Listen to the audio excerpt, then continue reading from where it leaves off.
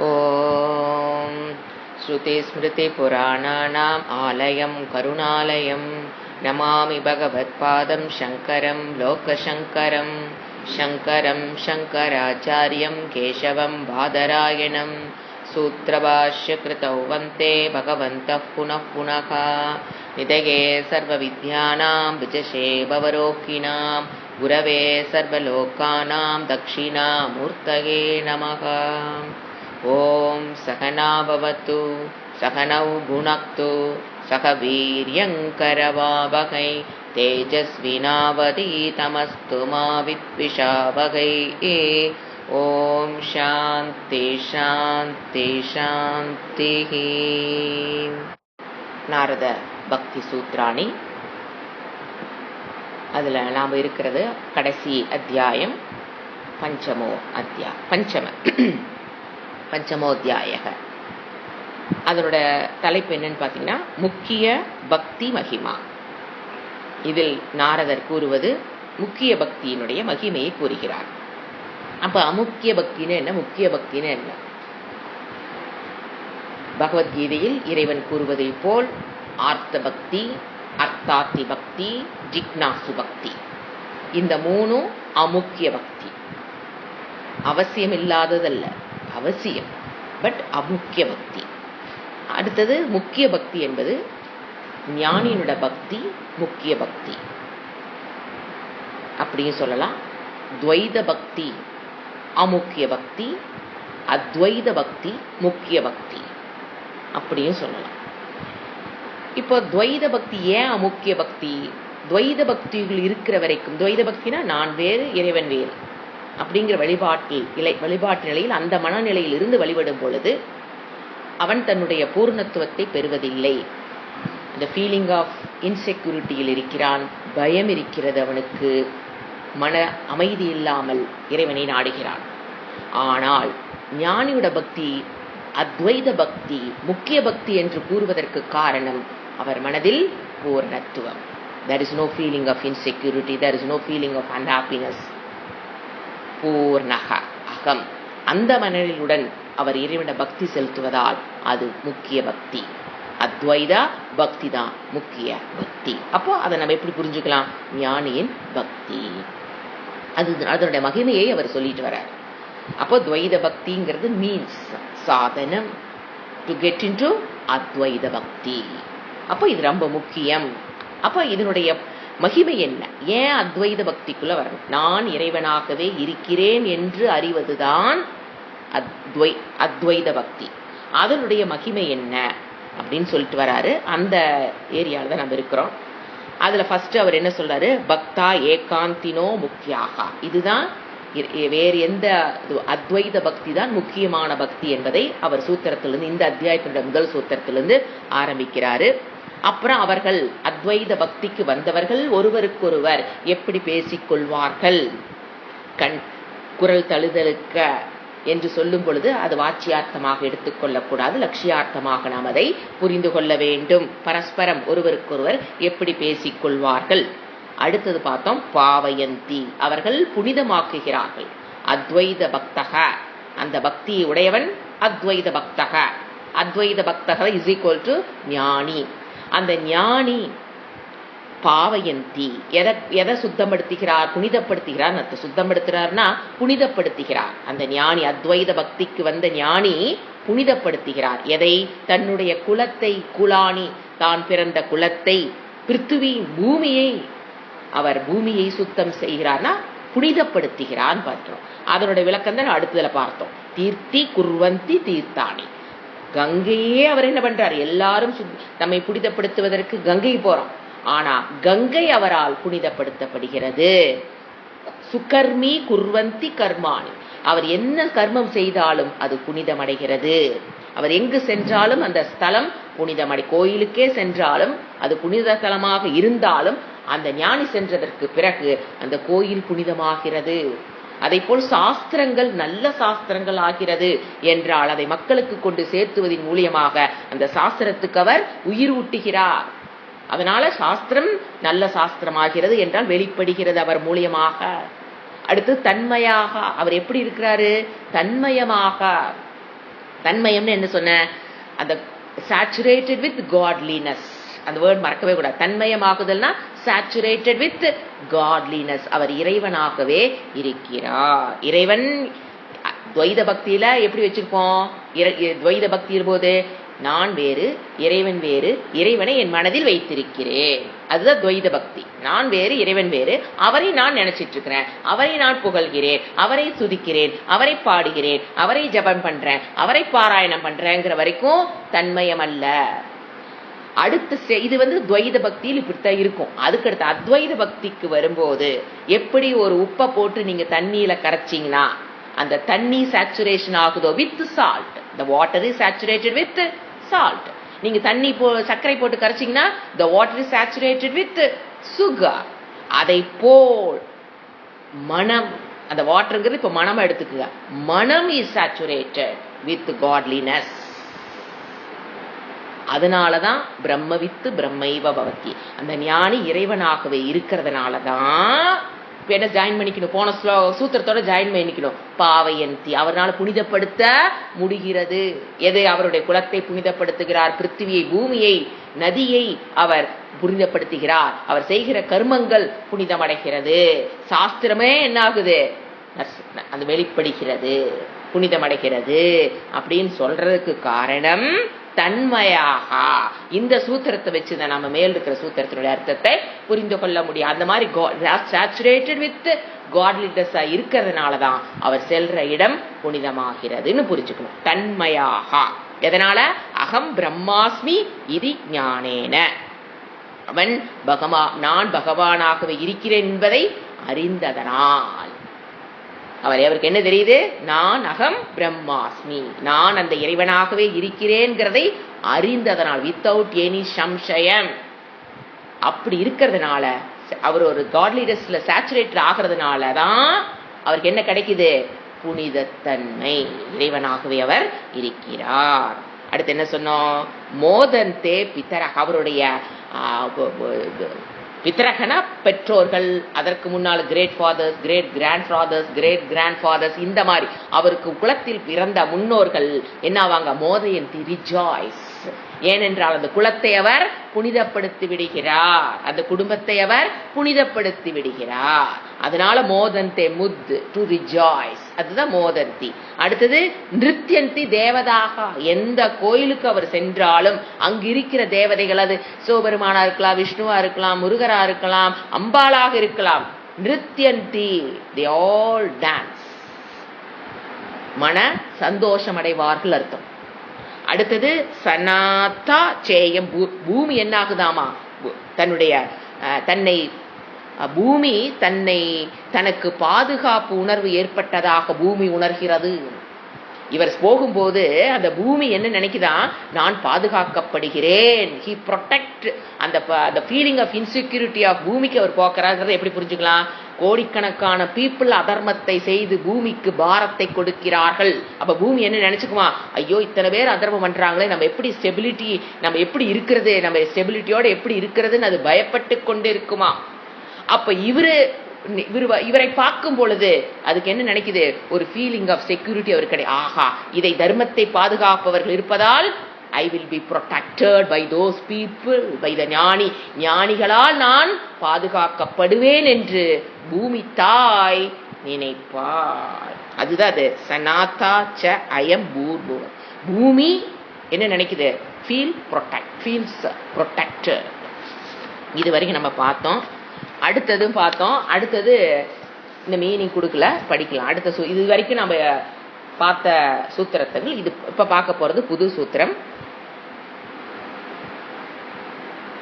நாஸ்தி தேஷு ஜாதி வித்யா ரூப குல தன கிரியாதி வேதஹ.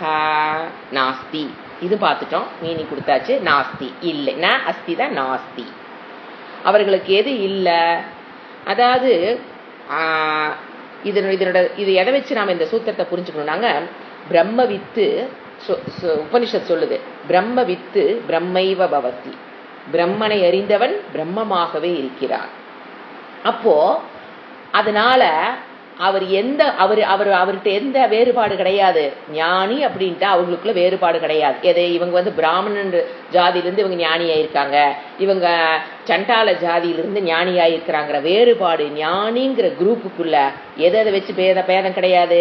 அவங்க எந்த ஜாதியிலிருந்து வந்தாங்கிறதோ, என்ன வித்யாவை பத்தியோ, குலத்தை பத்தியோ, அவர்களுடைய ரூபத்தை பத்தியோ, அவங்களுடைய பொருள் பினான்சியல் ஸ்டேட்டஸை பொறுத்தோ அவர்களில் வேறுபாடு என்பது கிடையாது. ஞானியை பொறுத்த வரைக்கும் அவர் பார்க்கும் உலகத்திலும் இந்த வேறுபாடு கிடையாது.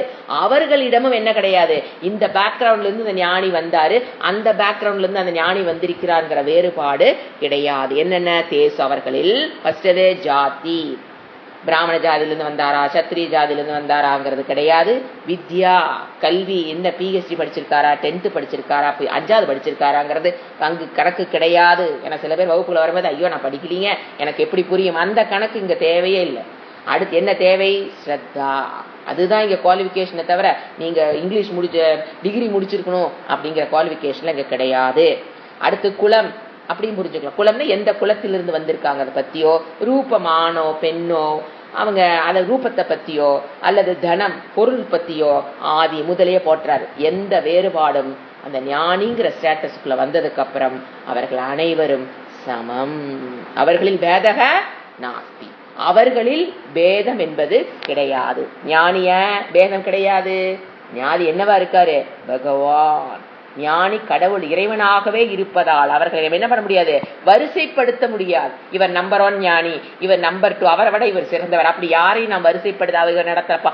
அவர் வகுப்பு எடுக்கலாம், வகுப்பு எடுக்காம இருக்கலாம், சண்டாளனாக இருக்கலாம். பார்த்தோம் இல்லைங்களா, மனிஷா பஞ்சகம் சண்டாளனாக கூட இருக்கலாம். ஆனா இங்க அவர்கள் வேறுபாடு என்பது கிடையாது. அது என்ன சொல்ல வரான்னு பாத்தீங்கன்னா, just the existence of the ஞானி is the bliss.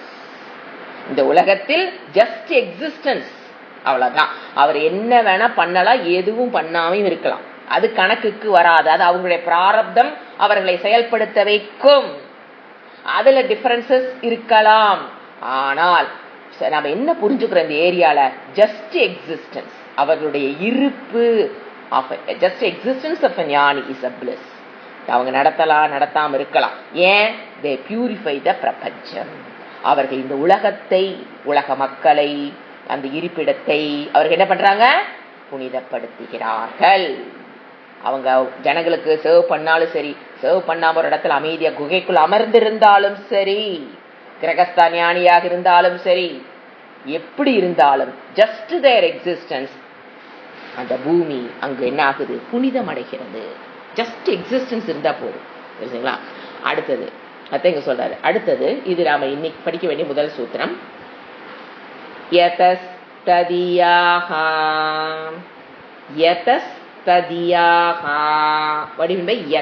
எப்படி பிரிக்கிறத, யதஸ்ங்கிறது அந்த தாவறதுனால விசர்க்க இஸ்ஸா இருக்கு.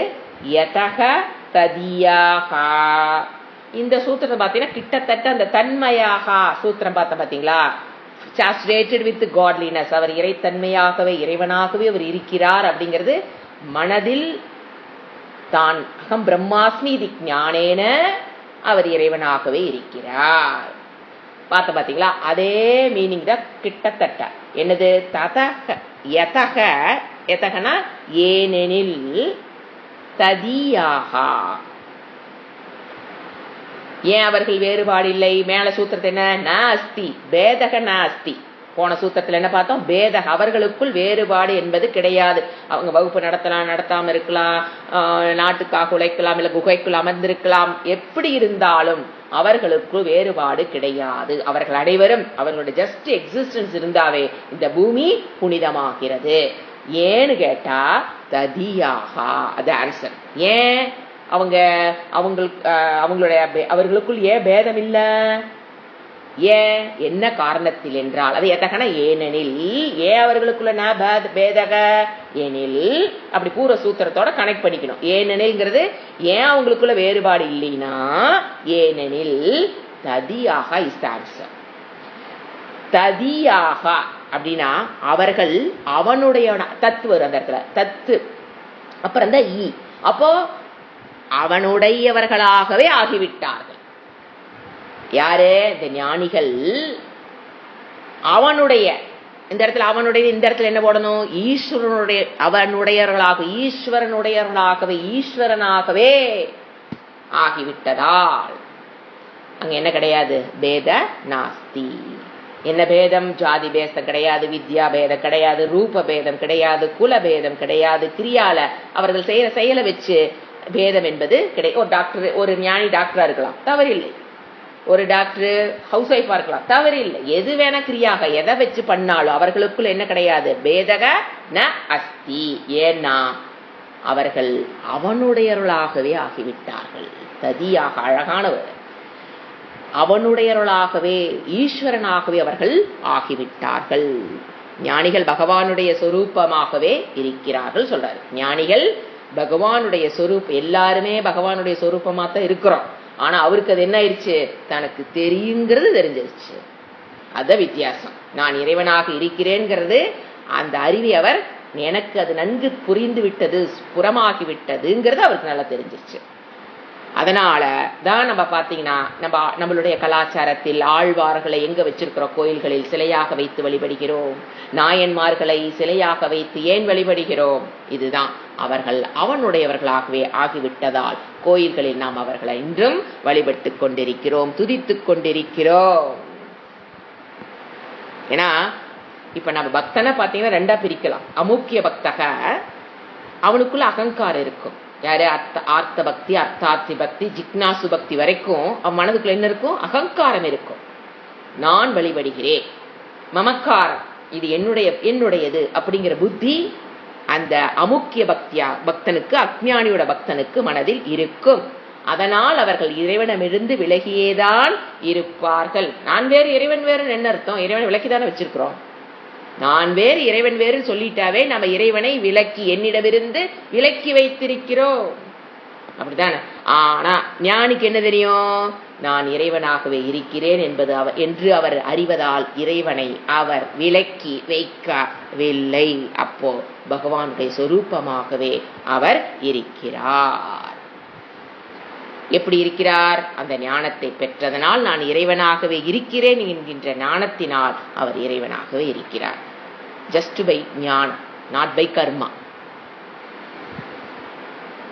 அடுத்தது வாதோ நாவ லப்யஹ லப்யஹ வாதோ நாவ லப்யஹ இம் இப் வாதோ நாவ லப்யஹ. மீனிங், டைரக்ட் மீனிங் வாச்சியார்த்தம், அதுக்கப்புறம் லட்சியார்த்தம் பார்க்கலாம். வாதக, அதாங்க நான் வந்ததுனால வாதம் ஆயிருக்குது. வாதகன வாக்குவாதம். ந அவலப்யக, வாக்குவாதத்தை கைகொள்ளக்கூடாது, வாக்குவாதம் செய்யக்கூடாதுங்கிறார். அது என்ன எப்பங்கிறத பார்க்கலாம். வாக்குவாதத்தை வாக்குவாதம் கைகொள்ளத்தக்கது அன்று, வாக்குவாதத்தை கையில எடுக்காத அப்படின்னு சொல்றாரு. இப்போ ஃபர்ஸ்ட் நம்ம வாதக அந்த வார்த்தை பார்த்தோம்னா, சாஸ்திரத்துல வாதத்தை பத்தி ஒரு விளக்கம் இருக்கு. வாதம்னா அதுல 4 வகை இருக்கு. ஜல்பகா வாதம், ஜல்ப வாதம், 4 வகையான வாதங்கள். வாதம்னா ஒருத்தருக்கு ஒருத்தர் பேசிக்கிறதுங்க, அவ்வளவுதான். 4 விதமா நம்ம பேசுவோம். ஒன்னு ஜல்ப, இன்னொன்னு விதண்டா, அடுத்தது வாதம், அடுத்து சம்வாதம். சம்வாதம் நம்ம ஒருத்தரோட பேசும் பொழுது அது என்ன 4 கேட்டகரியா சாஸ்திரம் பிரிக்குது. ஒன்னு ஜல்பகா, இன்னொன்னு விதண்டா. நம்ம சொல்ல விதண்டாவாதம் பேசாதுன்னு சொல்ல பார்த்தீங்க, அதான் விதண்டா. இன்னொன்னு வாதம், இன்னொன்னு சம்வாதம். இதுல பாத்தீங்கன்னா ஜல்பம் அப்படிங்கிறது எப்படி? இப்ப 2 பேர் பேசிட்டு இருக்கும் போது அது ஜல்பம் ஆக இருக்குது அப்படின்னா, இந்த இடத்துல வேணுனே ஒருத்தரை வேண்டுமென்றே வாதத்துக்கு இழுக்கிறது, நான் சொல்றதுனாலேயே அது சரி, நீ சொல்றதுனாலேயே அது தவறு. இந்த மனதில் இந்த ஒரு எண்ணத்துடன் நம்ம வாதத்தை ஆரம்பிக்கிறது. ஃபர்ஸ்ட் வேணுனே வாதத்துக்கு இழுக்கிறது, அடுத்தது நான் சொல்றதுனாலயே அந்த விஷயம் என்னது சரி. அடுத்த கருத்து என்ன உங்களுக்குள்ள இருக்கும்? ரெண்டு பேத்துக்கும் யார் 2 பேர் பேசிக்கிறாங்களோ 2 பேத்துக்குள்ளே அது இருக்கும். என்ன ஒரு ஏ என்ன சொல்லுவான், நான் சொல்றதுனாலே அது சரிம்பா ஏ. பி என்ன சொல்லுவான், நான் சொல்றதுனாலே அது சரிம்பா.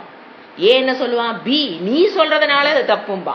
பி என்ன சொல்லுவான், ஏ நீ சொல்றதுனாலே அது தப்புடா. வேற யாரும் சொல்லியிருந்தா கூட ஏத்துக்குவேன், நீ சொல்ற பாரு அதனாலே அது தப்பு. இந்த மனநிலையில் 2 பேர் பேசிக்கிட்டு எப்படிங்க இருக்கும்? யோசனை பாருங்க எப்படி இருக்கும். அதுதான் வேறு ஜல்பம்னு பேர்.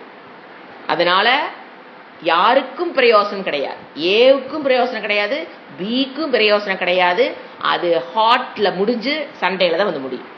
எதுல முடியும்? ஹார்ட் ஆர்குமெண்ட் சொல்லுவோம் பாத்தீங்களா, அங்கதான் வந்து முடியும். Time waste, energy waste. என்ன கடைசியில் பலன்? சண்டை. 2 பேருக்கு என்ன வந்து நிற்கும்? சண்டை. ஏன்னா ஒருத்தருக்கு ஒருத்தர் நான் சொல்றதுனாலே சரிங்கும் போது அவங்க பி சொல்றத காது கொடுத்து அவங்க கேட்க மாட்டாங்க. அப்ப என்ன ஆகும்? ஏவும் கேட்க மாட்டான், பியும் கேட்க மாட்டான். அப்ப என்ன நடக்கும்? வேண்டுமென்றே வாதத்துக்கு வேண்டும்னே வாதத்துக்கு இழுத்து இந்த மாதிரி பண்றதுங்கிறது, இந்த மாதிரி பேசிக்கிறதுக்கு பேரு ஜல்பம். இது நம்ம டே டு டே லைஃப்ல நிறைய பேர்த்த பார்த்திருப்போம். நம்ம சொல்றங்கிறதுக்காகவே தப்புன்னு ஆரம்பிப்பாங்க. அவங்ககிட்ட என்ன பண்ணணும்? இப்ப நம்ம அந்த மாதிரி ஆர்குமெண்ட்டுக்கு வர்றவங்க கிட்ட நாம எப்படி நடந்துக்கணும்? இந்த மாதிரி வேணும்னே ஆரம்பிக்கிறாங்க, அப்படி அவங்க சொல்றதுனாலே அது சரியும், நான் சொல்றதுனால அது சரிங்கிற இடத்துல நான் என்னங்க பண்ணணும்? அமைதி. எதுவும் பேசப்பட. அந்த மாதிரி ஜல்பவாதத்துக்கு ஒருத்தர் நம்பரை இழுக்கிறாங்கன்னு புரிஞ்சிடணும். அதுதான் அலர்ட்னஸ்னு பேர். சாஸ்திரம் அந்த அலர்ட்னஸை கொடுக்கும். இவங்க என்ன நோக்கத்தில் என்னிடம் பேச ஆரம்பிக்கிறார்கள்ங்கிறது ஃபர்ஸ்ட் 2 வார்த்தையில கண்டுபிடிக்க தெரியணும். கண்டுபிடிச்சிட்டு அவங்க பேசி முடிக்கிற வரைக்கும் அமைதி காக்கவும். அப்படிங்களா, சரிங்க, அப்படிங்களா, அவங்க சொல்வது அனைத்தும் உங்களுக்கு மாற்று கருத்தா இருக்கும், அதை பத்தி பிரச்சனை இல்லை. அந்த இடத்துல ஏன்னா அங்க போனீங்க அப்படின்னா உங்களுடைய காலம், உங்களுடைய சக்தி விரயமாகுமே தவிர எதுவும் பிரயோசனப்படாது. Don't waste your time. இந்த மாதிரி இடத்துல போய் வேஸ்ட் பண்ணக்கூடாது. இது ஜல்பம். அடுத்தது விதண்டாவாதம். விதண்டாவாதம் பாத்தீங்கன்னா தானும் எந்த ஒரு கருத்தையும் தெளிவா சொல்ல வரமாட்டாங்க. எதிரில் நின்று பேசுறவனையும் முழுமையா அவன் கருத்தை சொல்றக்கும் விட மாட்டான். தானும் தெளிவா இந்த கருத்தை தான் சொல்ல வரங்கிற தெளிவு அவரிடம் இருக்காது. பேசிட்டு இருப்பாங்க, மணிக்கணக்கா பேசுவான். ஆனா இந்த கருத்தை தான் நான் சொல்ல வரங்கிற தெளிவு அவரிடமும் இருக்காது. அல்லது எதிர்த்தரப்பில் என்ன சொல்ல வர்றாங்கன்னு கேட்கிற அந்த மனப்பக்குவம் இருக்காது. மற்றவங்க என்ன சொல்ல வர்றாங்கிறத கேட்காமையே வாதம் செய்து கொண்டிருப்பது விதண்டாவாதம். அது என்னன்னு பாத்தீங்கன்னா மெயினா பாத்தீங்கன்னா இவங்க எல்லாம் அவமானப்படுத்துவதற்காக நம்ம வாயை புடுங்குவாங்க. ஃபர்ஸ்ட் நம்மளை அவமானப்படுத்தணும், அவங்கள கேவலப்படுத்தணும், அவங்கள தலகுனிய வைக்கணும், நாம எப்போ செய்த தவறை வெளிக்கொணர்ந்து மற்றவங்களுக்கு முன்னால படம் போட்டு காமிக்கணும் அப்படிங்கிற உள் உணர்வோட உங்களை நைஸா கூப்பிடுவாங்க. இதையும் என்ன பண்ணணும்? ஃபர்ஸ்ட் கண்டுபிடிக்கிற சக்தியை பெற வேண்டும் இவங்க வாதம். ஏன்னா அது அப்படி ஆரம்பிக்கிறாங்க போது அப்படியே அமைதிப்படுத்தி அந்த இடத்த விட்டு நெகுந்தரணும். ஏன்? அவங்களோட எய்ம் என்ன? நம்மள அவமானப்படுத்தணும், நம்மள 4 பேத்துக்கு நடுவில் தலைகுனிய வைக்கணுங்கிற எய்மோட வந்தாங்கன்னா நீங்க அவங்ககிட்ட பேசி ஜெயிக்க முடியாது. அவர்களிடம் பேசி ஜெயிக்க வேண்டிய அவசியம் இல்லை. காலத்தை வீணடிக்க வேண்டாம். அவர்களிடம் பேசி நீங்க காலத்தை வீணடிக்க வேண்டாம், உங்க எனர்ஜியை வீணடிக்க வேண்டாம். அவர்களிடம் என்ன பண்ணணும்? அமைதிகா. அவர்களிடம் நீங்க என்னதான் காக்கணும்? அமைதிகா. அப்படிங்களா? சரி. அப்படி நான் சொன்னது உங்களுக்கு அப்படிதான், அன்னைக்கு நான் சொன்னது உங்களுக்கு அப்படி புரிஞ்சிருச்சா? சாரி, நீங்க சரியா சொல்லிருக்கலாம், தப்பா புரிஞ்சிருக்கலாம், அல்லது நீங்க தவறா சொல்லாமே இருக்கலாம், நீங்க அந்த விஷயத்த சொல்லாம கூட இருந்திருக்கலாம். நீங்க சொன்னீங்கன்னு அவங்க ஆரம்பிப்பாங்க. அப்பதான் நமக்கு அப்படியே எல்லா நம்ம நிலை இழந்துருவோம்.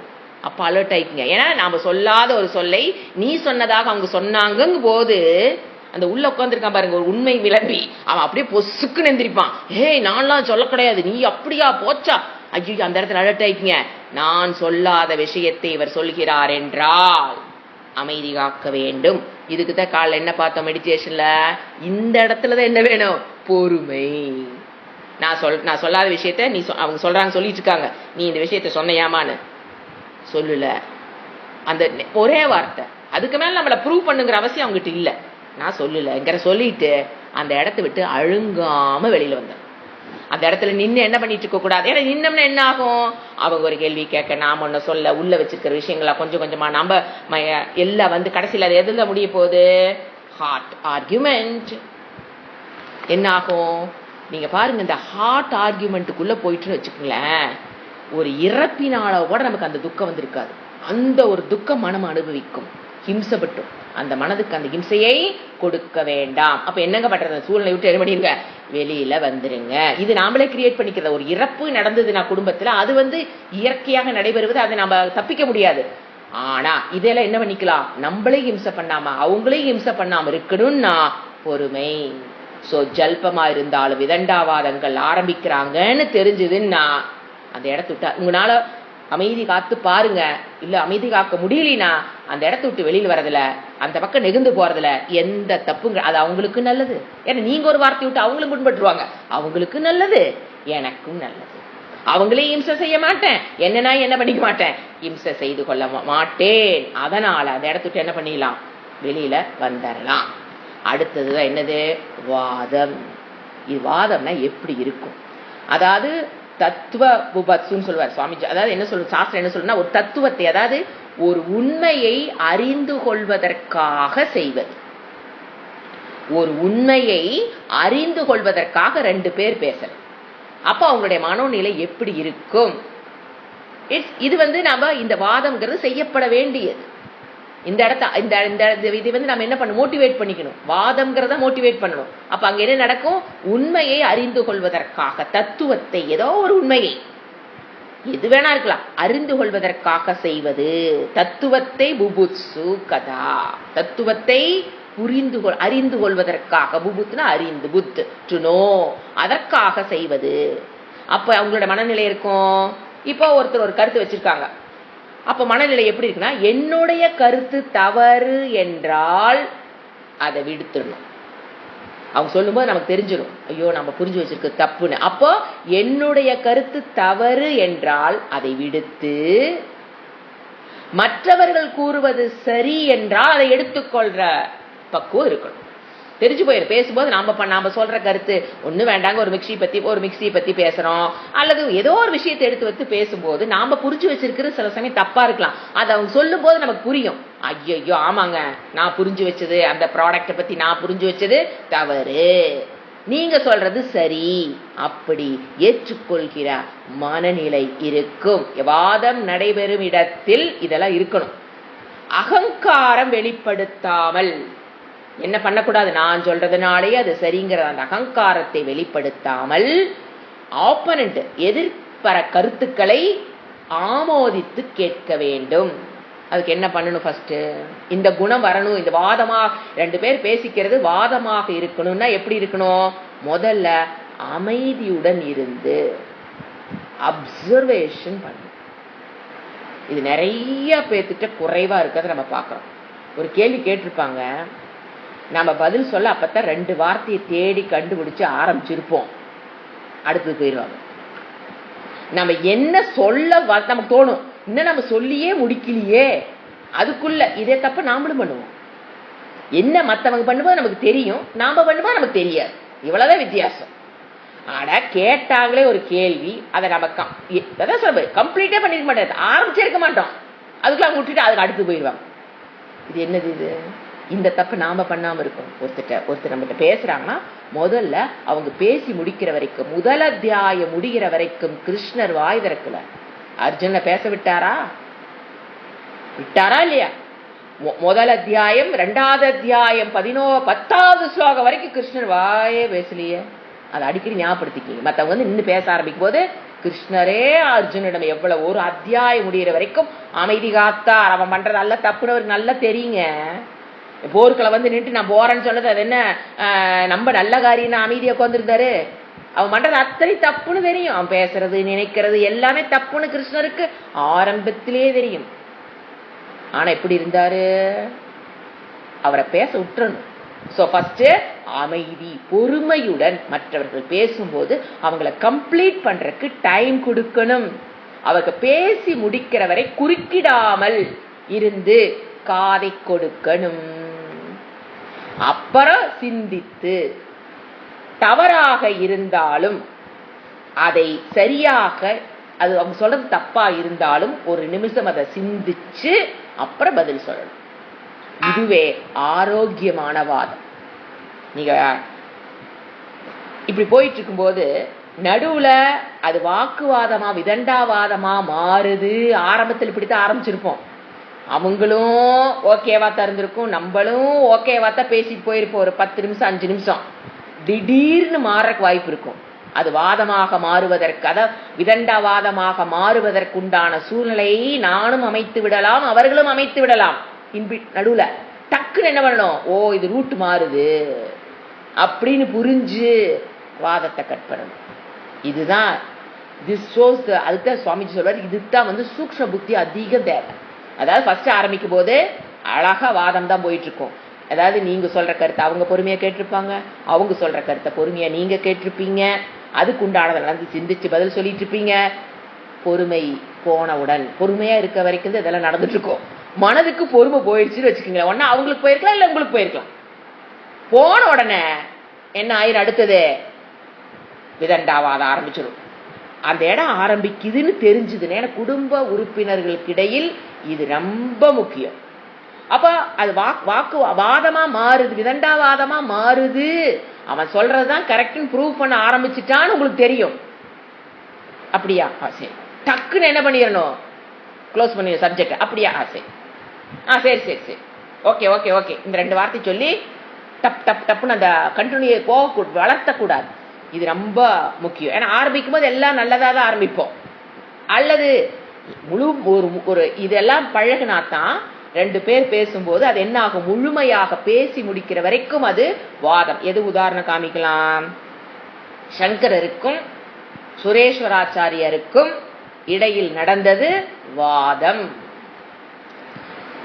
சங்கராச்சாரியார் அத்வைதத்தை நிலைநாட்டுறார், சுரேஸ்வராச்சாரியார் துவைதத்தினுடைய பிடியில் இருந்தவர் முன்பு. அதுக்கப்புறம் இவர் ஸ்டூடெண்ட் ஆயிட்டார். 2 பேரும் டிஃபரெண்ட் பிலாசபியில உட்கார்ந்துருக்காங்க. இவர் எதே சங்கராச்சாரியார் அத்வைதம், தத்துவம் என்னது அத்வைதம், சுரேஸ்வராச்சாரியார் துவைதி, பக்கா துவைதி. 2 பேர் வாதத்துல உட்கார்றாங்க. எப்படி சுரேஸ்வராச்சாரியர் சொல்றதெல்லாம் சங்கரர் முதல்ல கேட்டு அதுக்கப்புறம் அவர் நெகேட் பண்ணி அதை அவர் தான் கொண்ட கொள்கை தப்புன்னு அவர் மனம் ஏற்றுக்கொண்டதால் தான் சுரேஸ்வராச்சாரியர் எங்க வந்தாரு, அத்வைதத்துக்குள்ள வந்தாரு. எடுத்துற சங்கராச்சாரிய நீ சொல்றது தப்பு, எப்படி கிளம்பு, அது எங்க போயிருக்கோம், ஹார்ட் ஆர்குமெண்ட். அது 2 பேருக்கு பிரயோசனம் இல்லை. நீங்க பாருங்க, இந்த ஒரு வாதம் அழகாக நடைபெற்றது. ஒரு பெரியது சொல்லுவாங்க, அதாவது 2 பேரும் உட்கார்ந்து வாதம் செய்யும் போது ஜட்ஜ் ஒன்று வேணுமே. அவங்க மனைவி யாரு, சுரேஸ்வர மனைவியே நடுவில் உட்காந்து உட்கார வச்சு நீ பார்த்து முடிவு சொல்லணும். அவங்க ஐயோ 2 இமயமலை, நான் எங்க போய் முடிவு சொல்றதுன்னு உட்கார்ந்ததாகவும், ஒரு மலர் உடனே போய் ஒரு அங்கு தோட்டத்தில் மலர்ந்திருந்த மலர்களை பொறித்து ஒரு மாலையை கொண்டு வந்து கொடுத்து 2 மாலையா கட்டி, ஆச்சா இந்த சங்கராச்சாரிய நீங்க ஒண்ணு போட்டுக்குங்க, சுரேஸ்வராச்ச கணவரே நீங்க ஒண்ணு போட்டுக்குங்க, 2 பேரும் வாதத்தை ஆரம்பிங்க. யாரோட மாலை வாடுதோ அவங்க தோத்து போயிட்டாங்க. ஏன்னா யாருக்கு சப்போர்ட் பண்ண முடியும், அவங்களால ஒய்ஃபா இருந்துகிட்டு கணவனை தப்புன்னு சொல்ல முடியுமா, அவரை தப்புன்னு சொல்ல முடியும். வந்திருக்கிற சங்கராச்சாரியர் அவரை தப்பு. நல்ல அது பாருங்க, பெண்களுடைய சாதுரியம், டிப்ளமாட்டிக் திங்கிங் இதுதான். சாதுரியமே அந்த பிரச்சனையை சால்வ் பண்ணிட்டாங்க, போட்டாங்க. ஆரம்பிச்சது வாதம். சங்கராச்சாரியர் அமைதியாக தான் தன்னுடைய கருத்தில் நிலையாக இருந்ததால் அவருடைய மாலை வாடாததாகவும், சுரேஸ்வராச்சாரியர் கொஞ்ச நேரத்தில் அவருக்கு தன்னுடைய தான் கொண்டிருந்த கொள்கை தவறுங்கிறது புரிஞ்சொன்ன, ஐயோ கடவுள் வேறு நான் வேறுன்னு சொல்ல கொள்கையே தப்பு. ஏன்னா ஒரு கீழே போற ஒரு நாவிதனுக்கு கூட என்ன தெரியும், நான் வேறு இறைவன் வேறுன்னு தெரியும். அதை போய் சொல்றதுக்கு ஒரு வாதமே தேவையில்லை. Philosophy is not needed for துவைதம். ஏன்னா நான் வேற இறைவன் வேறுன்னு சொல்றதுக்கு என்ன தேவையில்லை. There is no need of philosophy. பிறந்த குழந்தையிலிருந்து எல்லாத்துக்கும் என்ன தெரியும், நான் வேறு நீ இறைவன் வேறுன்னு. அதை போய் அதை சொல்வதற்காக வேதம் இருக்க வேண்டிய அவசியம் இல்லைன்னு அவருக்கு புரிஞ்சு ஏற்றதுக்கு அப்புறம் அந்த சூட்டினால் அவர் மாலை வாடியதாகவும் சொல்லப்படும். அப்போ அதுக்கப்புறம் தான் என்ன முடிவு பண்ணிக்குவாங்க, ஆமா நான் சொன்னது அவரு சுரேஸ்வரர் புரிஞ்சுக்குவார். ஆமா கர்மத்தினால் என்ன கிடையாது, மோட்சம் கிடையாது. அவர் கர்மகாண்டி, கர்மத்தினால் மோட்சம் உட்கார்ந்திருந்தவர் சுரேஸ்வராச்சாரியர். அதுக்கப்புறம் அவர் என்ன புரிஞ்சுக்குவாரு, இல்ல ஞானா தேவ கைவல்யம் அப்படிங்கிற அவர் புரிஞ்சுக்குவார். அதுக்கப்புறம் பாருங்க, நைஷ்கர்மிய சித்தின்னு ஒரு டெக்ஸ்ட், அது கர்மத்தை பத்தி, நைஷ்கர்மிய கர்மத்தை பத்தி ஒரு டெக்ஸ்ட். சங்கராச்சாரியர் கூப்பிடுவார், சுரேஸ்வராச்சாரியரே நீங்க தான் கர்மத்தை பத்தி எழுவதற்கு என்னை விட, ஏன்னா நான் சின்ன வயசுலேயே சன்னியாசம் ஏத்துக்கிட்டு வந்துட்டேன். எனக்கு கர்மகாண்டத்தை அதிகமா எனக்கு தெரிவதை விட நீங்க அதுக்குள்ள பூந்து வெளியில வந்தவங்க. அதனால கர்மத்தை பத்தின நைஷ்கர்மிய சித்திங்கிற அந்த டெக்ஸ்ட் நீ எழுது, கர்மத்தை பத்தி எழுதுன்னு சொல்லி அவர் எழுதின டெக்ஸ்ட் தான், சுரேஸ்வராச்சாரியர் எழுதுனதான் நைஷ்கர்மிய சித்தி. Beautiful text, advanced text.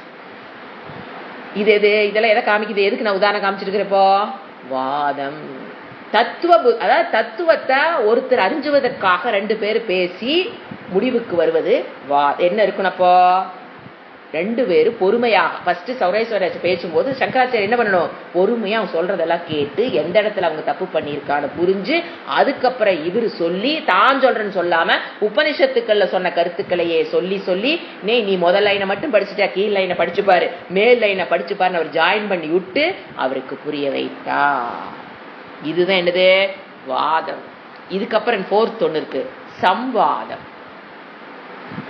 சம்வாதம் பாத்தீங்கன்னா குரு சிஷ்ய, அங்க 2 பேர் பேசிக்கிறோம், குரு சிஷ்ய. இப்ப குரு சொல்றாரு, சிஷ்யன் டவுட் கேட்கிறாரு, அப்படிங்கும்போது அதுக்கு பேரு சம்வாதம். நம்ம எங்க பார்த்திருக்கிறோம், முண்டக்க உபனிஷத்துல பார்த்திருக்கோம், ஷவுனக்கக அங்கிரஸ், கட்டோபனிஷத்துல யார் யாருக்கும் சம்வாதம், நச்சிகேதஸுக்கும் யமதர்மராஜாவுக்கும் நடைபெறுகிற பார்த்தீங்களா. பகவத்கீதையில் யார் யாருக்கு சம்வாதம், அர்ஜுனனுக்கும் பகவான் கிருஷ்ணருக்கும் சம்வாதம். சோ இந்த இடத்துல உபதேசமாக இருக்கும். அதாவது உபதேசம் போது ஃபர்ஸ்ட் அந்த சிஷ்யனுக்கு குரு சொல்றது இது புரியாது. அவன் துக்கத்துல போய் உட்காருவான், என் துக்கத்துக்கு ஏதாவது ஒரு வழி சொல்லுங்க, நீ ஆனந்த ஸ்வரூபின் குரு சொல்றன்னு வச்சுக்கங்களேன், சிஷ்யனுக்கு ஒன்னும் புரியாது. நான் இத்தனை கஷ்டத்துல உட்கார்ந்துருக்கிறேன், இவரை நீ ஆனந்த ஸ்வரூபிங்கிறார், இவருக்கு என்ன தெரியுதுன்னா முதல்ல தோணவனுக்கு. ஆனால் இங்க பேஸ் அஸ்திவார் என்ன, ஸ்ரத்தா, நம்பிக்கை. சொல்வது அனைத்தும் தன்னால் ஏற்றுக்கொள்ள முடியாத கருத்துகளாக இருந்தாலும் அவர் வேதத்தை சொல்றாரு, அவர் குவாலிஃபைடு பர்சன், ஸ்ரோத்ரிய பிரம்மனிஷ்ட குரு, அவர் சொல்றதை இப்ப எனக்கு புரியல, அதை புரிஞ்சுக்கிற வரைக்கும் நான் கேட்கணும்.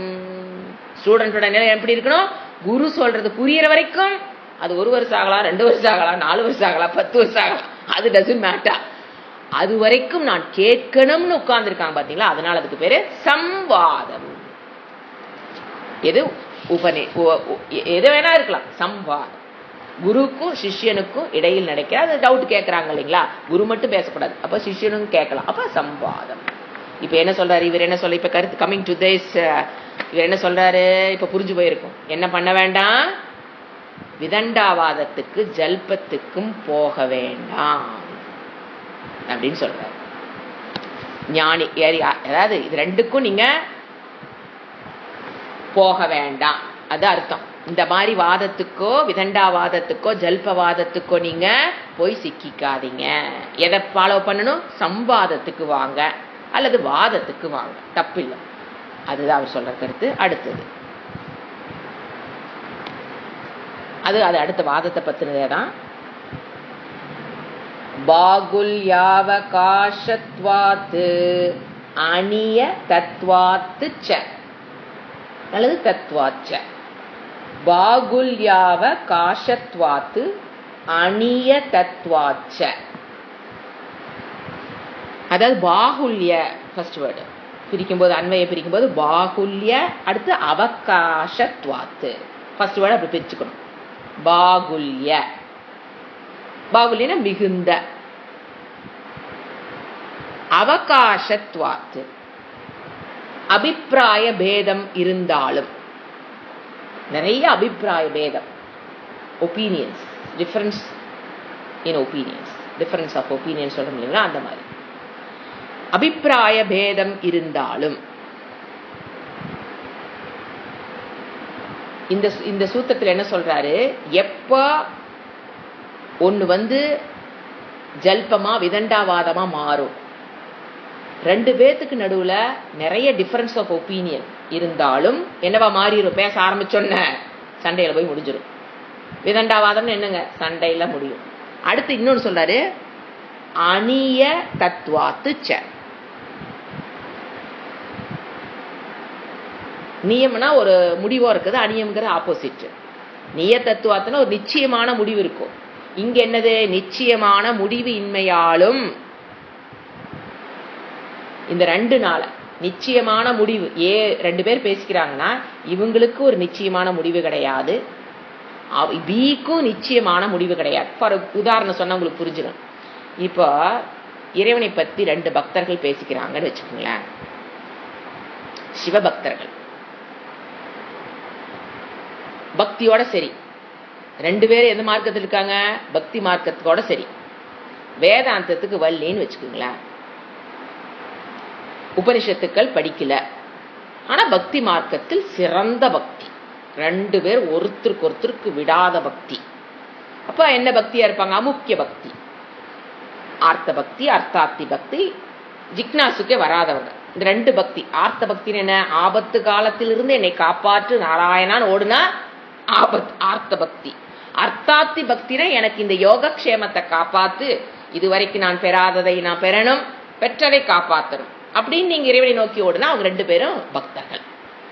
அவங்க 2 பேரும் எங்க வரல? ஜிக்னாசுக்கு இன்னும் வரல. இப்படி 2 பேர் பேசிக்கிறான்னு வச்சுக்கோங்களேன். பேசும்போது சப்ஜெக்ட் என்னது? இறைவனை பற்றிய சப்ஜெக்ட்னு வச்சுக்குவோம். ஏன்னா அவங்க பக்தர்கள் எதை பத்தி பேசுவாங்க? இறைவனை பற்றி பேசுறாங்கன்னு வச்சுக்கலாம். 2 பேரா பேச ஆரம்பிச்சாங்கன்னா இறைவனை பற்றி சண்டையெல்லாம் முடியும்.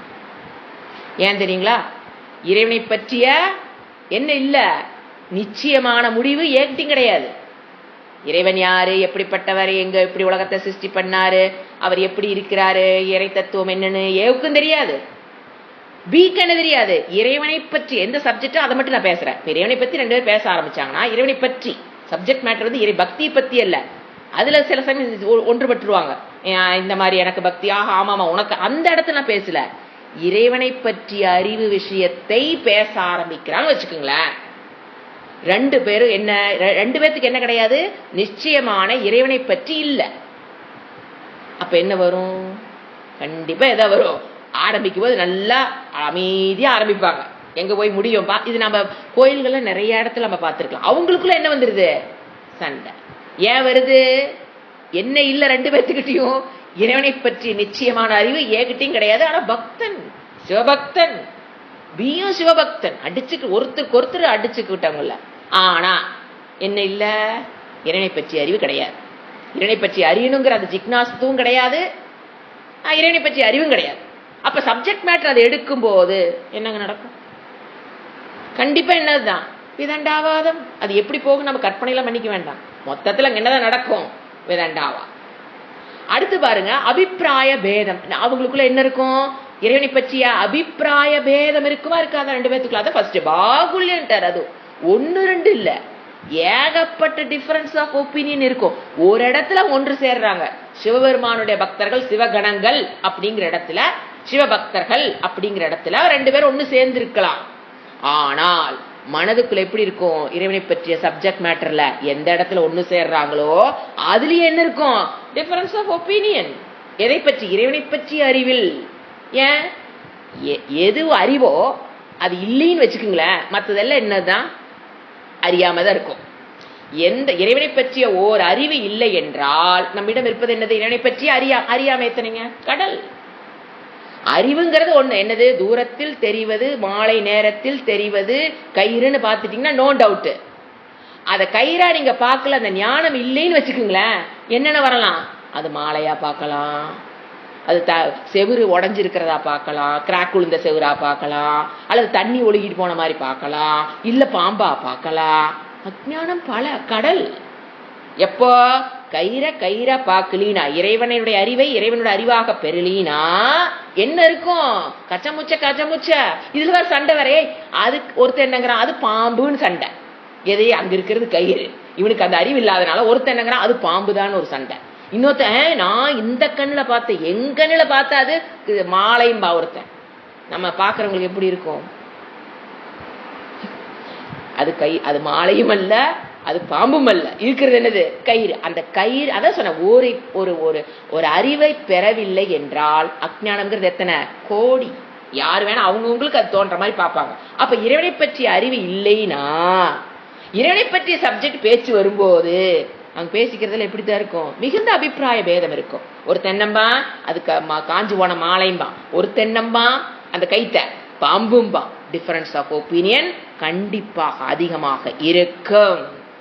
இப்படி இருக்கிற இடத்துல என்ன வராது? வாதம் வருவதற்கு வாய்ப்பில்லை. என்னதான் வரும்? விதண்டாவாதம் அல்லது ஜல்பம். நான் பக்திமான், உன்னை விட நான் 10 வருஷம் அதிகமா பக்தி செலுத்திருக்கிறேன், நான் சொல்றதா சரிமாயே.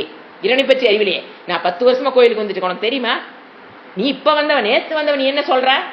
ஆரம்பிச்சிடும். Hot hot hot. நீ பாரு அதுக்கு வரல, நான் பாரு அதுக்கு வந்தேன், நீ இங்க வந்து வேலை செய்யல, இப்படி ஆரம்பிக்கும். என்ன அப்படியே கடைசியில் எங்க போய் முடியும்? வா சண்டை. புரிஞ்சுதுங்களா? இதை தவிர சொல்றாரு பாகுல்ய அவகாசத்வாத். அதனால என்ன ஆகுது? வாதம் விதண்டாவாதமாக மாறுவதற்கு காரணம் இந்த நீங்க ஃபில் பண்ணிக்கலாம். மிகுந்த அபிப்பிராய பேதம் இருந்தாலும் வாதம் என்ன ஆயிரும்? விதண்டாவாதம். வாதமாத்தான் ஆரம்பிப்போம், பாவம் ஆரம்பிக்கும் போது பாவம் அது விதண்டாவாதமா மாறிடும். ஏன்? ஃபர்ஸ்ட் மிகுந்த அபிப்பிராய பேதம், நிச்சயமான முடிவு இல்லாமல். அப்ப என்ன ஆகும்? ஒருத்தருக்கு ஒருத்தர் அங்க என்ன போயிரும்? விட்டு கொடுக்காமல் பேசுவது. அப்ப சப்ஜெக்ட் விட்டு வெளியில போயிருவோம். வாதம் விதண்டாவாதமா மாறுதுன்னு என்ன ஆகும்? கரெக்டா நீங்க அலர்ட் இருந்தீங்கன்னா தெரியும், என்ன பேச வந்தோமோ அதை விட்டு போட்டு சப்ஜெக்ட் வெளியில போகும். நம்ம லோக்கலா ரூட் மாத்திர அப்படிங்கிற பாத்தீங்களா, அது மாதிரி ரூட் மாறி போயிட்டு இருப்போம். சப்ஜெக்டை விட்டுட்டு நான் சொல்வது சரிங்கிற எண்ணத்தை, நான் சொல்வதுதான் சரிங்கிற அதை நிரூபிக்கணும், அதுல ஜெயிக்கணுங்கிற எண்ணம் வந்துடும். அப்ப என்ன ஆயிரும்? விதண்டாவாதம், அர்த்தமில்லாத வாதம். அப்புறம் என்ன வரும்? தேவையற்ற பேச்சு, நேரம் வீணாக்குதல், ஒருத்தருக்கு ஒருத்தர் ஹிம்சை பண்ணிக்கிறது, பி ஹிம்சை பண்றது, ஏவை ஹிம்சை பண்றது. அப்புறம் அதனால மனம் நொந்து 3 நாளைக்கு அதையே நினைச்சிட்டு இருக்கிறது, அழுகிறது. ஐயோ என்னை இப்படி என்னை இப்படி குறை சொல்லிட்டானே, அவன் இப்படி குறை சொல்லிட்டானேன்னு வெடி அழுகிறது. எல்லாம் தவிர்க்க முடியாதது. அதனால அந்த மாதிரி ஆளுகிட்ட பொறுமை. படிச்ச தியானம் கரெக்டா அப்ளிக்கல் கரெக்டா எப்படி வருது? பொறுமை. இப்படி இருக்கணும் அவங்க கிட்ட பொறுமை. அதை தவிர வேற ஒரு வார்த்தை இருக்கக்கூடாது. சரிங்க அப்படிங்களா? சரிங்க. ஏன்னா இப்ப கியாதிவாதம்னு ஒண்ணு சொல்லுவாங்க. கியாதி அப்படின்னாங்க ஒரு விஷயம் அங்க இருக்காது, ஆனா இருக்கிற மாதிரியே பேசுவாங்க. அதுக்கு பேர் கியாதிவாதம். ஒண்ணு அந்த இடத்துல நடந்திருக்காது, தப்பா புரிஞ்சுக்குவாங்க.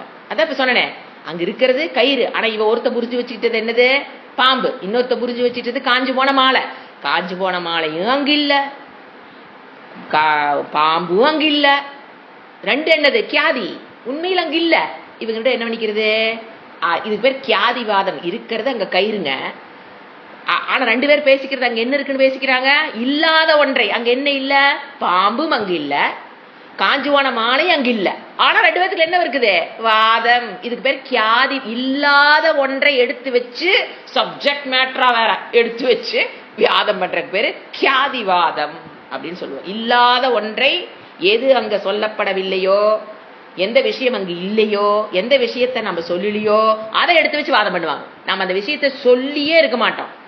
எடுத்து நாங்க என்ன வரும் அங்க? நீ இப்படி சொன்ன, அப்ப என்னது அது? நான் சொல்லல, நீ ஆனா சொன்னேன்னு சொல்ற. அது என்ன வாதம்? கியாதிவாதம். ஏன்னா எதுக்கு நான் சொல்றேன்னா, இந்த மாதிரி பிராக்டிக்கல் லைஃப் நம்ம கொண்டு வரணும். நம்ம சொல்லி இருக்க மாட்டோம், சொன்னோம்னு ஆரம்பிப்பாங்க.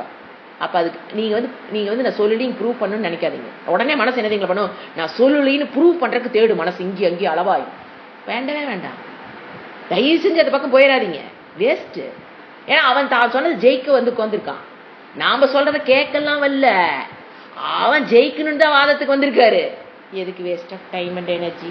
அப்படி நான் சொன்னனுங்களா? என்னமோ தெரியாம சொல்லிட்டேங்க, விட்டுருங்க. அப்படி ஆமான்னு ஆமாச்சுட்டு போயிட்டு நம்மளுடைய ஒன்னும் கெட்டு போயிடாது. நம்ம சொல்லாத விஷயத்தை ஒருத்தர் சொன்னாங்க, நான் இல்லைன்னு சொல்றோம், அதையும் அவங்க ஏத்துக்கல, இல்லைன்னு சொல்லிடணும். அதுக்கப்புறம் அவங்க ஏத்துக்கலீன்னா சரி சரி விடுங்க. அப்படியா நீங்க? சரி ஓகே பரவாயில்ல விடுங்க. அப்படி போயிட்டா நாம புத்திசாலி. அங்க என்ன நடக்காது? கியாதிவாதத்துக்கு போக மாட்டோம். ஏன்னா அங்க நம்ம சொல்லவே இல்லை, அதை எடுத்து வச்சு வாதத்துக்கு வர்றாங்க. என்ன பண்ணலாம்? அதுக்கு பேர் கியாதிவாதம் பேர். ஞாபகம் வச்சுக்கோங்க. ஏன்னா இதெல்லாம் வந்து வாழ்க்கை டே டு டே லைஃப்ல இதெல்லாம் தெரிஞ்சதுன்னா, இந்த மாதிரி பேச கத்துக்கிட்டீங்கன்னா 90 பங்கு பிரச்சனைகள் இருந்து நாம் தப்பிச்சிருவோம். வாழ்க்கையில் 90 பங்கு பிரச்சனை வாயினால வர்றதுதான். 90 பங்கு பிரச்சனை யோசனை பண்ணி பாருங்க. 10% வந்து இன்னைக்கு கையோடையுது, காலோடையுது, நோய் வருது, இதெல்லாம் பிரச்சனைங்க. அதெல்லாம் வந்து நாம தவிர்க்க முடியாது ஆச்சுங்களா. அதெல்லாம் கம்மி தான் வந்துட்டு இருக்குது வாழ்க்கையில. இறைவன் கொடுக்கறது அது அவ்வளவுதான். ஆனா 90 பங்கு நம்மள நாமளே வாயினால் கெடுகிறோம். அதனால அது இந்த வேதாந்த வகுப்புக்கு வந்தவங்க இந்த மாதிரி வாயில கேட்டுக்கிட்டே இருந்தோம்னா மன அமைதி இருக்காது. மன அமைதி இல்லாத போது என்னதான் சொல்லி கொடுத்தாலும் புரியாது. So be alert. மற்றவங்கிட்ட பேசும்போது அன்பை வெளிப்படுத்தலாம், பொதுநலனாக என்ன வேணா பண்ணலாம், சுயநலமாக இல்லாமல். வாக்தபஸ் இப்ப நம்ம படிச்சதெல்லாம் என்ன சொல்லி கொடுக்குறாரு அவரே? வாக்தபஸ்.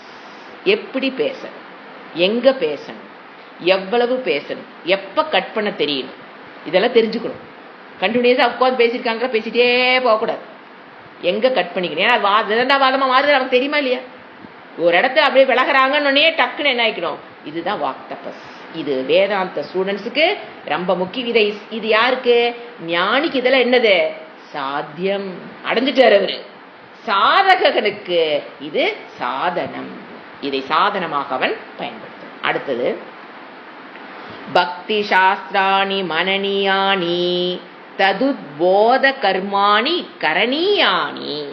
ஃபர்ஸ்ட் பக்தி சாஸ்திராணி மனனியானி தத்து உத்போத கர்மாணி. புத்துதா போத கர்மாணி கரணீயானி. மீனிங் எழுதிக்கலாம். என்ன செய்யணும்? இந்த பக்தி, பக்திக்கு பக்தி தான் ஃபர்ஸ்ட் வேர்டு. பக்தி லவ் அண்ட் அஃபெக்ஷன் டுவர்ட்ஸ் பகவான் இஸ் பக்தி. மறந்துடக்கூடாது, அதெல்லாம் டெஃபினிஷன்லாம் மறந்துடக்கூடாது. லவ் அண்ட் அஃபெக்ஷன் டுவர்ட்ஸ் பகவான், அது பக்தி. அடுத்து சாஸ்திராணி, சாஸ்திரங்கள், வேதம், சாஸ்திரம். மனனியானி, பக்தி கமா போட்டுங்க. சாஸ்திரங்கள் மனனம் செய்யத்தக்கது. மனப்பாடம் பண்ணணும். எது? சாஸ்திரங்களை, உபனிஷத்துக்களை, பகவத்கீதையை. இதெல்லாம் என்னென்ன சாஸ்திரம்னா என்னென்ன சாஸ்திரம் அது தெரியணும் இல்லையா? சாஸ்திரங்களை மனனம் செய்யத்தக்க. மனனியானின்னு என்னது? ப்ளூரல். மனனியானி, மனனம் செய்யத்தக்கது. மனனம்னா மனப்பாடம், பைகாட். இந்த மாதிரி என்ன அழகா நைஸா ஊசி ஏத்துறாரு. இந்த மாதிரி டைம் எல்லாம் வேஸ்ட் பண்ணாம டைம் இதுக்கு செலவு பண்ணுங்கிறாரு. எது? விதண்டாவாதத்துக்கு போயிட்டு நான் சொல்றதான் சரி, நான் சொல்ல நீ சொல்றது தப்புன்னு அவங்க சொல்ல, இதுல எல்லாம் டைம் வேஸ்ட் பண்ணாத. எங்க பண்ணு? மனனியானி சாஸ்திராணி மனனியானி. சாஸ்திரங்களை மனப்பாடம் பண்ணு முடிந்த வரைக்கும். அடுத்தது தத், அந்த பக்தியை, போத கர்மாணி, பக்தியை உண்டாக்கும் கர்மங்களை செய்யத்தக்கதுங்கிறார். பக்தியை உண்டாக்கும் கர்மங்களை செய். பக்திகளை உண்டாக்கும் கர்மம். ஏங்க நான் எங்கிட்ட இருக்காத பக்தி யாருக்கு இருக்கு உடனே அப்படின்னு நாம, எங்கிட்ட இல்லாத பக்தி யாருக்கு போகுது? என்ன யார்ட்ட பக்திமான் யாராவது உலகத்தில் இருக்காங்களா? அப்படியெல்லாம் நினைக்கக்கூடாது. அந்த பக்தியை வளர்க்கிற செயல்களை செய்து கொண்டே இருக்க வேண்டும். ஏன்னா அந்த பக்தி, அவன் அத்வைதத்துக்கு வந்தாலும் அவன் எங்கதான் நிக்கிறாரு? அவரு பக்தியில் தான் நிக்கிறாரு. சில பேர் இந்த வேதாந்தத்துக்குள்ள வந்தோன்னே சாமி கும்பிடுறது எதுக்கு? நான் தான் இறைவனாச்சே, எதுக்கு நான் இன்னும் சாமியை கும்பிடணும்? அதெல்லாம் தப்பு. பக்தியை வளர்க்கிற கர்மங்கள் என்னென்ன கர்மங்கள்? பூஜை, ஷோடசோபச்சார், நம்ம லெவலுக்கே வருவோம். பக்தியை வளர்க்கிற கர்மங்கள் என்னென்னங்க? பூஜை பண்ணு, சொல்ற மாதிரி சோடசோபச்சாரம் பண்ணுங்க, போட்டோ எடுங்க, அதை போடுங்க, ஒருத்தருக்கு ஒருத்தர் மோட்டிவேஷன் பண்ணிக்கிங்க, அலங்காரம் பண்ணி உங்களுடைய சாமி ரூம்ல அலங்காரம் பண்ணி பாருங்க, பூஜை பண்ணி பாருங்க, புனஸ்காரம் பண்ணி பாருங்க. ஒரு விழா வந்தா, கிருஷ்ண ஜெயந்தி வந்தா இப்படி கொண்டாடுங்க, அப்படி கொண்டாடுங்க. யக்னம் பண்ணுங்க, வீட்டுல ஹோமம் பண்ணுங்க, பூஜை பண்ணுங்க, பாராயணம் பண்ணுங்க, சகஸ்ரநாமம் படிங்க. இந்த சகஸ்ரநாமம் எங்க எதுக்குங்க இத்தனை சகஸ்ரம்? ஒண்ணு படிச்சா பத்தாதா? நிறைய பேர் நம்மளே கேட்டிருக்காங்க. ஒண்ணு படிச்சா பத்தாதா? சும்மா எதுக்கு எல்லா சகஸ்ரநாமம்? ஒன்னே படிச்சா போர் அடிக்கும் இல்லையா? அதனாலதான், வேற ஒண்ணும் இல்லை. ஒன்னையே நான் லலிதா சகஸ்ரநாமே ஆயுசுக்கு படிக்கிறேன்ட்டு இருந்தா கொஞ்ச நாள் என்ன ஆகும்? மனுஷனுக்கு என்ன நடக்கும்? ஆஹா, டிஃபரெண்ட் சகஸ்ரநாமம் சொல்லி உட்காந்துக்கலாம். ஒரு இன்ட்ரெஸ்டுக்காக நீங்க என்ன படிச்சாலும் ஓகே தான். சகஸ்ரநாமம் படிங்க, ஜபம் பண்ணுங்க, மெடிடேஷன், ஜபம், கண்ண மூடி உட்காந்து மானச பிரார்த்தனை பண்ணுங்க, மானச ஜபம் பண்ணுங்க, கீர்த்தனை பண்ணுங்க, சுப்பிரமணியம் சுப்பிரமணியம் பண்ணுங்க, கீர்த்தனை பண்ணுங்க. இதெல்லாம் எதுவுமே தப்பு கிடையாது. பக்தியை வளர்க்கிற கர்மங்கள். புராண கதைகள் படிங்க, குழந்தைகளுக்கு சொல்லிக் கொடுங்க, நீங்களும் படிங்க. புராணத்தை எடுத்து வச்சு படிங்க. ஒரு நம்மளுடைய ஆழ்வாருடைய கதைகளை படிங்க, நாயன்மார்களுடைய கதைகளை படிங்க. அதெல்லாம் பக்தியை ஊட்டக்கூடிய விஷயங்கள். வயசான 60 வயசுக்கு மேலதான் புஸ்தகத்தை எடுத்து வச்சு வயதானவர்கள் மட்டும் படிப்பதல்ல, ஆழ்வார்கள் நாயன்மார்கள் கதைகள், குழந்தைகள் இருந்து அந்த பக்தியை ஊட்டணும். கண்ணப்ப நாயனாருடைய கதையை கேட்பதற்கு 60 வயசு வேணுங்கிற அவசியம் இல்லை, 5 வயசுல இருந்து சொல்லிக் கொடுக்கணும். கண்ணப்பனாரோட பக்தி எப்படி, அப்படி சிவபக்தர்கள் எப்படி வாழ்ந்தாங்க, இதெல்லாம் ஷேர் பண்ணிக்கணும். எதை பத்தி ஷேர் பண்ணக்கூடாது? அங்க போனோம்னா அவங்க அதை சொன்னாங்களா, இவங்க இதை சொன்னா குழந்தைகிட்ட அதெல்லாம் சொல்லிட்டே இருக்க தேவையில்லை, அது பார்த்து அது கத்துக்கிட்டு யாரை பத்தி வேணாலும். அங்க போனோம்னா அவங்க அதை சொன்னாங்களா, இங்க போனோம்னா இவங்க இதை சொன்னாங்களா, இவங்க இப்படி இவங்க அப்படி, குழந்தைக்கு சொல்லி கொடுக்குறாங்களா என்ன, அவங்க அப்படி இவங்க இப்படி எல்லாம் சொல்லி கொடுத்தா தாங்க அவங்க எல்லாம் தெரிஞ்சு வாழ்வாங்க. நீங்க ஒன்னும் சொல்லி கொடுக்காத வரைக்கும் நல்லதா இருப்பாங்க. அவங்க இப்படி இவங்க இப்படி, அவங்க இப்படி சொன்னாங்க இப்படி சொன்னாங்க, அது ப்ளீஸ் டோன்ட் ஷேர். உங்களுக்கு தெரிஞ்சுதா? ஏன்னா நீங்க ஓட்டுக்கு மஞ்ச கண்ணாடி, அதுல பாக்குறீங்க ஒரு உலகத்தை, அதுல ஒண்ணு புரியுது, அதை வேற போய் அந்த குழந்தைக்கு வேற அவங்க இப்படி இப்படி மஞ்ச கண்ணாடி போட்டிருக்குன்னு முதல்ல ஒத்துக்கிட்டா தான் ஆகும். சோ அதை ஷேர் பண்ணக்கூடாது என்னைக்குமே. இந்த மாதிரி எத்தனை விஷயங்கள் இருக்கு, புராணங்கள் இருக்கு, கீர்த்தனைகள். வந்து உட்காரு சுப்பிரமணியம் படிப்போ, குழந்தைகளோட உட்காந்து ஸ்பெண்ட் பண்ணுங்க, வீட்டுல உட்காந்து நீங்க பாட்டுக்கு படிச்சுட்டுங்க, வந்தே மாதரம் எல்லாமே பண்ணலாம். ஆனா நாம என்ன பண்றோம், அதெல்லாம் அப்படியே விட்டுட்டு எது பண்ணுனா வீட்டுக்குள்ள பிரச்சனை வருமோ அதை நல்லா உட்கார்ந்து செஞ்சு அப்புறம் நல்லா மாட்டிக்கிட்டு நம்மளுக்கு இம்சை, மற்றவங்களுக்கு இம்சை. அதை என்ன சொல்றாரு, பக்தியை ஊட்டக்கூடிய கர்மங்கள் நீ எதை வேணா செய்யலாங்க. நான் தான் சொல்ற மாதிரி லிஸ்ட், லாங் லிஸ்ட் இருக்கு. ஏன்னா சில பேருக்கு ஒண்ணு பிடிக்கும், சில பேருக்கு சாண்டிங் பிடிக்கும், சில பேருக்கு பஜன் பிடிக்கும், சில பேருக்கு பஜன் பிடிக்கும், சாண்டிங் பிடிக்கும். எப்படி வேணா உங்களுக்கு என்ன பிடிக்குதோ எதையோ ஒன்ன செய்யுங்கிறாரு. புரிஞ்சுங்களா? அந்த கரணியானின செய்யுங்க, செய்யத்தக்கது, அதுல தப்பே கிடையாது. எதை வேணா நீங்க சூஸ் பண்ணிக்கீங்க, உங்களுக்கு என்ன பிடிக்குதோ. கரணியானினா எது முடியுமோ செய்யுங்க, செய்யாம இருக்காதுன்னு இன்டைரக்டா சொல்றாரு. இந்த கர்மங்களை செய்யுங்க. ஏன்னா நீங்க இந்த கர்மத்தில் ஈடுபட்டுட்டோம் அப்படின்னா வாக்குவாதத்துக்கு போனீங்கன்னா, இப்ப இதெல்லாம் பண்ணுங்க, எது பண்ணக்கூடாது, வாக்குவாதம். வாக்குவாதத்துக்கு விதண்டாவாதத்துக்கு போனீங்கன்னா பக்தி தடையாகும். முதல்ல மெயின் பாயிண்ட். ஏன் வாக்குவாதம் பண்ணக்கூடாதுங்கிறாரு, நீங்க இந்த மாதிரி வாக்குவாதத்துல போனீங்கன்னா உங்க பக்தி தடையாவதற்கு அவங்க ஏதோ ஒண்ணு பண்ணிட்டு போயிருவாங்க. புரிஞ்சு? ஏன்னா அவங்க சொல்றத கரெக்டும்பாங்க, இந்த கோயிலுக்கு தான் போகணும்பாங்க. நீங்க ஒரு கோயில் போயிட்டு இருப்பீங்க, அந்த கோயில் சக்தி, அது சில பேர் பார்க்கலாம், ஏன் அந்த கோயிலை விட வேற இந்த கோயில் அதிக சக்தி வாய்ந்தது, இங்க அங்க போவே இல்லையா நீ, இன்னும் என்ன பேச்சு. கோயில்களில் இது நம்பர் 1 நம்பர் 2 பிரிக்கிற ஜென்மங்க நாமளாதான் இருக்கோம். கோயில்களில் என்னங்க, இந்த கோயில்ல சக்தி அதிகம், நான் அங்க போனேன், இந்த காரியத்தை சாதிச்சிட்டேன். நீ போயிட்டு இருக்கிற கோயில்ல சக்தி கம்மி, அங்கெல்லாம் போனாலும் இதெல்லாம் நடக்காது. இதெல்லாம் என்னது, இதண்டாவாதம். எந்த கோயிலுக்கு வேணா போலாங்க, இந்த கடைக்கோடியில் ரோட்ல இருக்கிற விநாயகர் கோயில் கும்பிட்டு வந்தா என்னவோ அதேதான். எந்த கோயிலும் கோயில்களில் வித்தியாசம் பார்க்காதீங்க. அதுல வேற உட்காந்து வாதம் வேற பண்ணுவாங்க. இல்ல இந்த கோயிலுக்கு போயிட்டு எனக்கு இந்த காரியாச்சு, நீ என்ன போகலையா, போ, கோயிலுக்கு போன்னு சொல்லுங்க. வேற அங்க ஒரு கோயில் இருக்கு, ஸ்தல விசேஷம் நல்லா இருக்கு, அப்படி சொல்லுங்க, நீங்க போங்கன்னு சொல்லலாம். இதை விட அது கம்பேர் பண்ணக்கூடாது. Blunder mistake. இறைவனையும் என்னமென்றோம், நம்ம தரம் பிரிக்கிறோம். தேவதைகளை தரம் பிரிப்பதாட்டு ஒரு பாப்ப செயல் இந்த உலகத்தில் எதுவும் கிடையாது. தரம் பிரிக்காதீர்கள், தேவதைகளை தரம் பிரிக்காதீங்க. எல்லா கோயிலும் சமம். முதல்ல இப்ப அந்த சப்ஜெக்ட் எடுத்து வச்சு என்னதான் நடக்க போகுது. அதனால அந்த மாதிரி செயல்களை வாக்குவாதத்துக்கு போகாதீங்க. அதத்தான் அவர் சொல்றார், உட்கார்ந்து பக்தியை ஊட்டுகிற செயல்களை செய்யுங்க. இந்த கோயில் தான் பெருசு, அந்த கோயில் தான் பெருசு, இந்த சாமி தான் சிறந்தது, அந்த சாமி தான் சிறந்தது, வாக்குவாதத்திற்கு போகாதீங்க.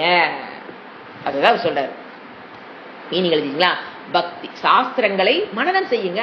உட்கார்ந்து மனப்பாடம் பண்ண ட்ரை பண்ணுங்க. சன்னியாச சுத்தம் மனப்பாடம் பண்ண முடிஞ்சுதா இல்லையா? ஃபர்ஸ்ட் டே நான் சொல்லும் போது எல்லாம் என்ன சொன்னீங்க? ஐயோ இதெல்லாம் எப்படி சமஸ்கிருதம் நாங்க எப்படி மனப்பாடம் சொன்னீங்களா இல்லையா? அதே வாய் தான் இப்ப சொல்லுச்சு.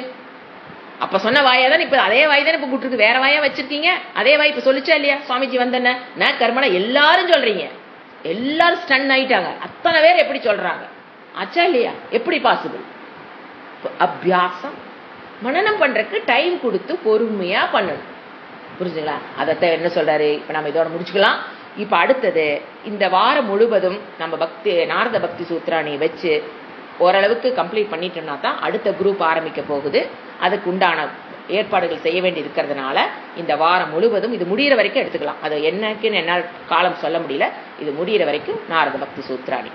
ஓம் சாந்தி சாந்தி சாந்தி. ஹரிஹி ஓம். ஸ்ரீ குருப்யோ நமஹ. ஹரிஹி ஓம்.